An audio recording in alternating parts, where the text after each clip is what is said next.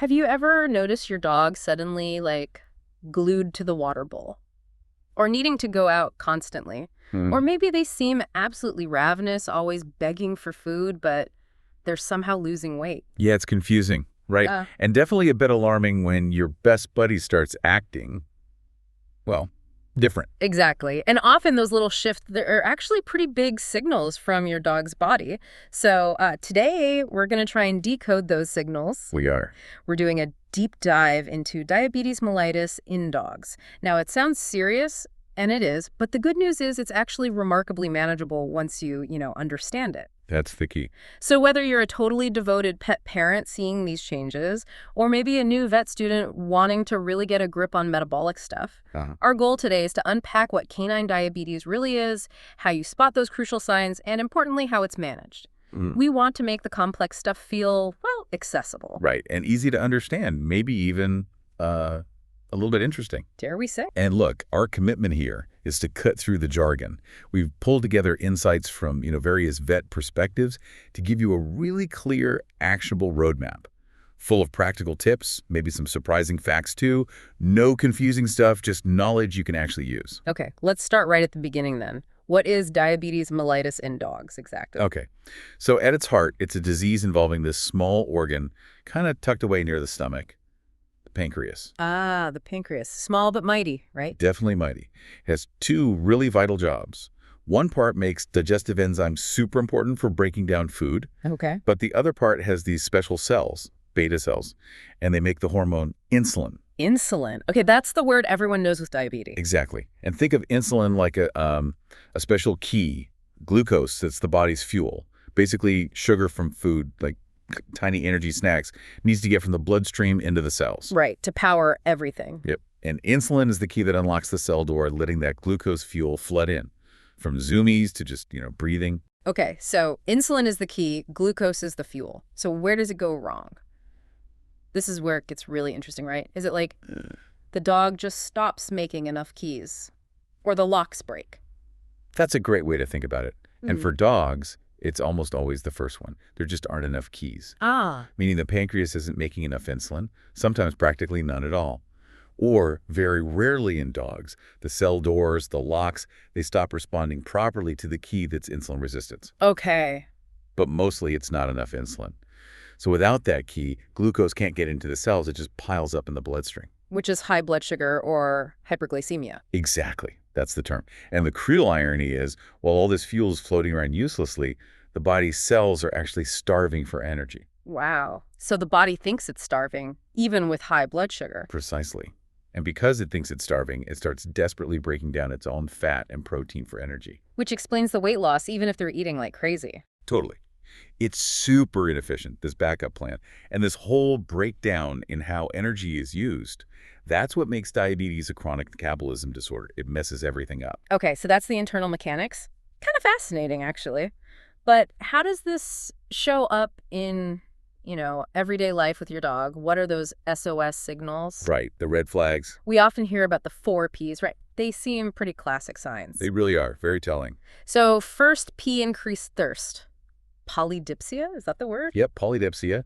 You'll notice your dog drinking way, way more, emptying the water bowl constantly. And why is that happening again? It's fascinating. It's the body's way of trying to flush out all that excess sugar. The blood's overloaded, so the kidneys dump sugar into the urine, and water follows it, like trying to dilute really sugary Kool-Aid. Okay, that makes sense. So more drinking. Leads directly to the second P, increased urination, polyuria. Right. More water in, way more water out. Exactly. More potty breaks needed, maybe Yeah. accidents in the house, even if your dog hasn't had one in years. It's just the sheer volume of urine the body's producing to get rid of that sugar. Okay. Thirst, urination. What's the third P? Increased appetite, polyphagia. Your dog might seem absolutely ravenous, constantly hungry. Which seems so weird given the high blood sugar. It is weird, but remember, their cells are starving. They aren't getting the glucose fuel. So the brain gets the signal. We need energy, eat more. Even though the fuel's right there, just unusable. Wow. Such a paradox. Okay, and the fourth P? Weight loss.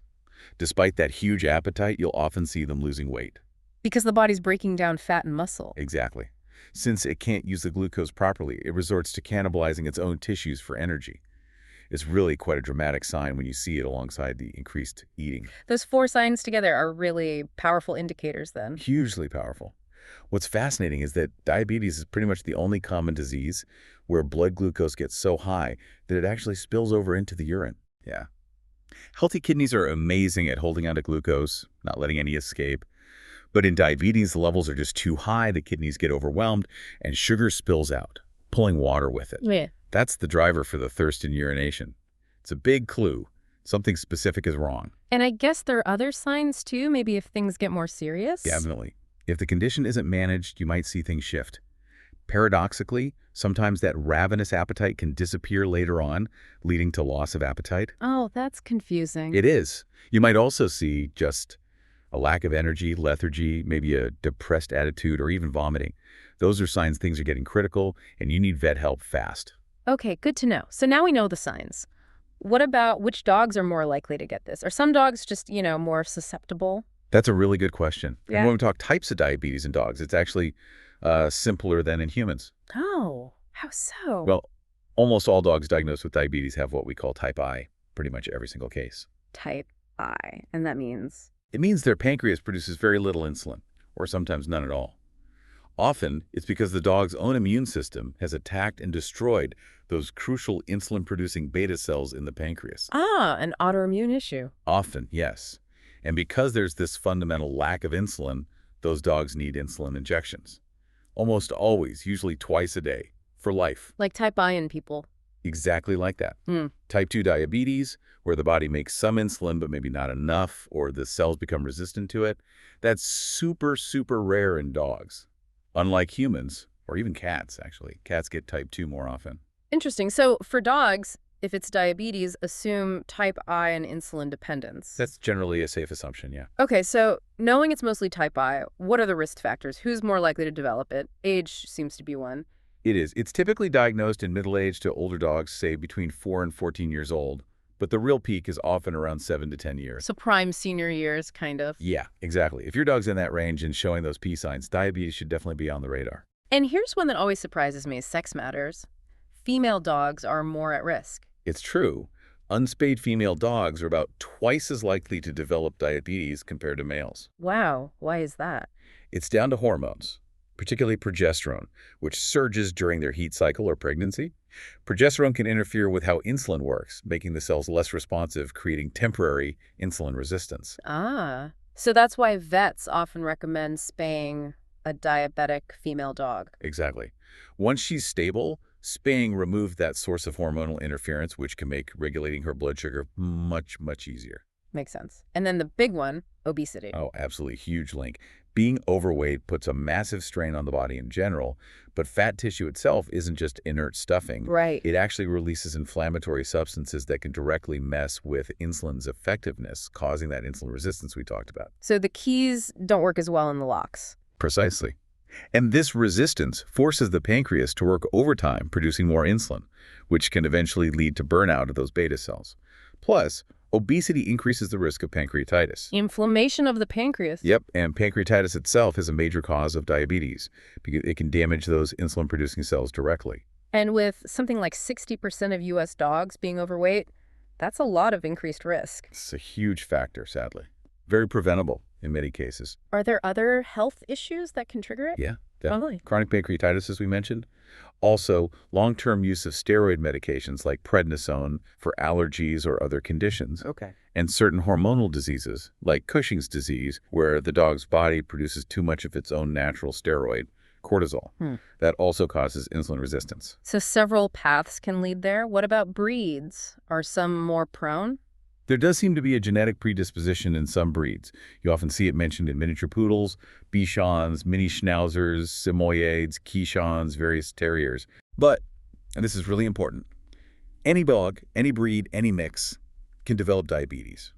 It really doesn't discriminate based on pedigree. Purebred, mutt, they're all potentially susceptible. That's crucial to remember. Okay, so this might sound, well, pretty daunting for an owner hearing this. It can initially. But the really good news, the positive takeaway, is that canine diabetes is absolutely manageable. It really is. The cornerstone of treatment is usually insulin injections.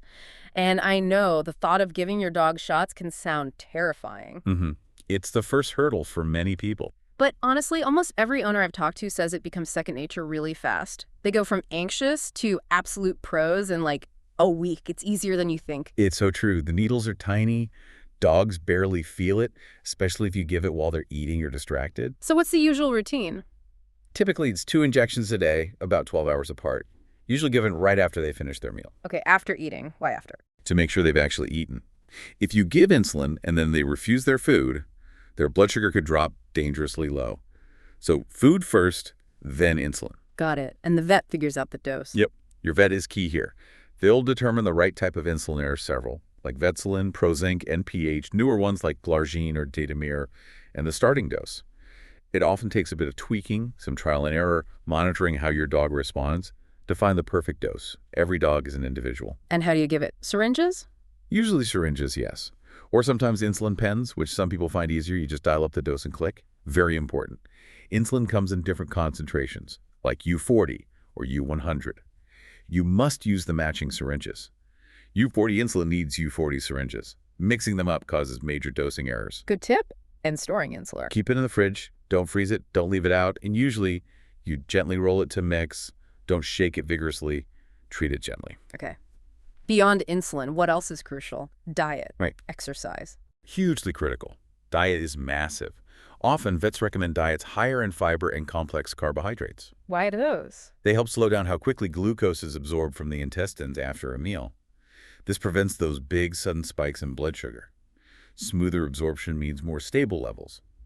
Sometimes lower fat is recommended too, especially if pancreatitis is a concern. Makes sense. And consistency is key, right? Absolutely. Consistent meals, same amount, same time, every day. And exercise should be moderate and regular too. Big bursts of intense activity can cause unpredictable drops in blood sugar. Steady walks are usually great. And absolutely no table scraps or random human treats, I assume. Oh, definitely not. That's a recipe for sending blood sugar way off course. Stick to the plan. Okay, so you're doing the insulin, the diet, the exercise. How do you know it's actually working? How do you monitor things? Great question. That's where home monitoring is so powerful. There are a couple of main ways. Like checking blood sugar at home. Exactly. You can use a blood glucose meter, a glucometer, similar to human ones, but ideally a veterinary-specific one like an alpha tract as they're calibrated for dog blood. You get a tiny blood drop, usually from the ear edge or maybe a paw pad, and get a reading. Okay. Spot checks. Yep. Or there's continuous glucose monitoring, CGM, like the Freestyle Libre system. A small sensor is placed on the dog's skin, and it reads glucose levels in the fluid under the skin constantly for up to 2 weeks. Wow, constant data. Yeah, it gives you amazing trend data, highs, lows, how meals affect things. You scan it with your phone. It's becoming much more common. And doing this at home is better than just at the vet. Often, yes. Because vet visits can be stressful for dogs, and stress itself can raise blood sugar, giving you artificially high readings. Home readings reflect their normal life. Good point. And keep a log. Essential. Log everything. Yeah. Food times and amounts, insulin doses and times, exercise, and all your glucose readings. That data is gold for your vet to see patterns and make adjustments. It really sounds like a partnership with your vet. It absolutely is. Regular checkups are crucial. And don't forget other health aspects like dental care. Mouth infections can actually make blood sugar harder to control. Really? Wow, it's all connected. It is. Good overall health supports good diabetes management. Okay, so management sounds very doable, but are there complications? Things to watch out for? Yes, definitely. Even with good management, things can happen. The most immediate danger is hypoglycemia, blood sugar dropping too low. Low blood sugar, what does that look like? Signs can range from mild lethargy or weakness, maybe seeming wobbly or drunk, disoriented, to severe signs like collapse or even seizures. Scary. What do you do? Act fast. If they seem off, first try to get them to eat their normal food. If they won't or can't, you need sugar, fast. Rub kale syrup, honey, or even sugar dissolved in water directly onto their gums. Onto the gums. Yeah, it absorbs quickly through the membranes there. About a tablespoon per 5 pounds of body weight is a rough guideline. This is emergency first aid. And then call the vet immediately? Absolutely. This is a temporary fix. You must contact your vet or an emergency clinic right away. They need proper assessment and likely adjustment to their insulin. Okay, crucial advice. What's the opposite problem? Sugar too high. The other major emergency is diabetic ketoacidosis, or DKA.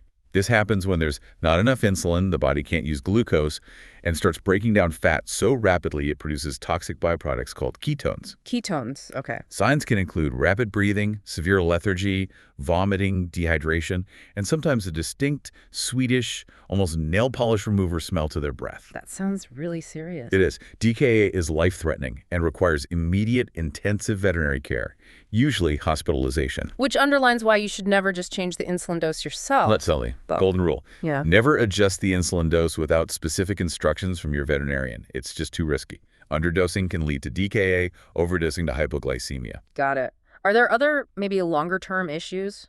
Yes. Cataracts are extremely common in diabetic dogs. The lens of the eye gets cloudy due to the high sugar levels. It can happen quite quickly and lead to blindness. Oh, no. Can anything be done? Often, yes. Cataract surgery by a veterinary ophthalmologist can restore vision in many cases once the diabetes is well controlled. That's good news. Anything else? Urinary tract infections, UTIs, are also more common. All that sugar in the urine makes a great breeding ground for bacteria. Regular urine checks are often part of managing a diabetic dog. Okay. Lots to keep an eye on, but manageable. Exactly. Vigilance and teamwork with your vet. So, wrapping this up, it seems like the big message is, yes, a diabetes diagnosis feels like a lot at first. It's a big change. It definitely is. But with that dedication, that consistent management, the insulin, the diet, the monitoring, working with your vet dogs with diabetes really can live long, happy, active lives. Absolutely. They adapt incredibly well. It becomes a new normal. It's a journey for sure, but one you can definitely navigate successfully. Yep. And, maybe a final thought. Managing something like this, it really deepens your bond, doesn't it? Yeah. Your understanding of your pet, their resilience. It really does. It makes you appreciate just how amazing they are and how much they can thrive even with challenges, with our help. It highlights that incredible connection we have. Beautifully put. And of course, we have to end with our essential disclaimer. Always. This deep dive, everything we've talked about, it's purely for educational purposes. It's information, not advice for your specific pet. Absolutely critical point. If you have any concerns about your pet's health, if you're noticing any of these signs, please always consult a certified veterinarian. They are the only ones who can diagnose and recommend the right treatment for your individual dog. Couldn't agree more. Your vet is your partner in your pet's health journey.